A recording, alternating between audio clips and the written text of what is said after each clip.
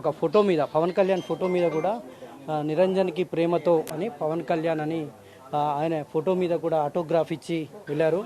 నిరంజన్ చాలా ఉండడంతో నిరంజన్ కొంత బాధ మీద ఉండి మాట్లాడలేకపోతున్నారు.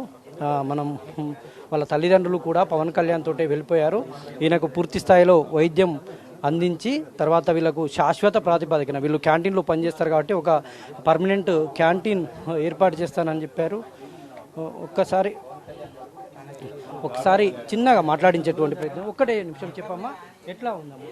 ఏం మాట్లాడారు పవన్ కళ్యాణ్? ఏం మాట్లాడారు? ఒక్కటే నిమిషం. ఏం మాట్లాడిందమ్మా? అది మనకు ఆయన చాలా బాధతో ఇబ్బంది పడుతున్నటువంటి దృశ్యాలు కనిపిస్తూ ఉన్నాయి. ఆయన ఇంతసేపు అందరూ మాట్లాడించడంతో కొంచెం అనారోగ్యంతో నిరంజన్ ఇబ్బంది పడుతున్నటువంటి పరిస్థితి. ఈయన కుటుంబాన్ని అయితే పూర్తి స్థాయిలో ఆదుకుంటాము, వాళ్ళ తల్లిదండ్రులకు క్యాంటీన్ పెట్టిస్తామని పవన్ కళ్యాణ్ హామీ ఇచ్చారు. ప్రస్తుతంగా కొంత అమౌంట్ కూడా ఇచ్చినట్టు మనకు సమాచారం ఉంది. ఇక్కడి నుంచి నేరుగా పవన్ కళ్యాణ్ భద్రకాళి గుడికి వెళ్ళి అక్కడి నుంచి అమ్మవారి దర్శనం అనంతరం హైదరాబాద్కు తిరుగుపడడం కారణం. వీడియో జగదీష్తో Naveen, ABN Andhrajyothi, Warangal.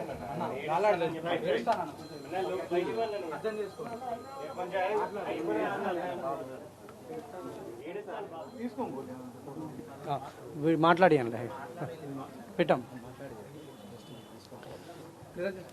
AP deputy CM Pawan Kalyan కొద్దిసేపటి క్రితమే నిరంజన్ను పరామర్శించారు. ఆయన వీరాభిమాని, పవన్ కళ్యాణ్ వీరాభిమాని అయినటువంటి నిరంజన్ ఇదే మంచం మీద కూర్చొని పవన్ కళ్యాణ్ దాదాపుగా 45 నిమిషాల పాటు ఈయనతో మాట్లాడారు. నిరంజన్కు సంబంధించి ఆయన పవన్ కళ్యాణ్ స్వయంగా రాసినటువంటి, ఆయన హస్తంతో రాసినటువంటి ప్రియమైన నిరంజన్కి ప్రేమతో దుర్గామాత ఆశీస్సులు, నువ్వు చల్లగా ఉండాలని కోరుకుంటున్నాను పవన్ కళ్యాణ్ అని స్వయంగా ఆయన హస్తంతో రాసినటువంటి ఒక ఆటోగ్రాఫ్ను ఇక్కడ ఆయనకు నిరంజన్కి ఇచ్చారు.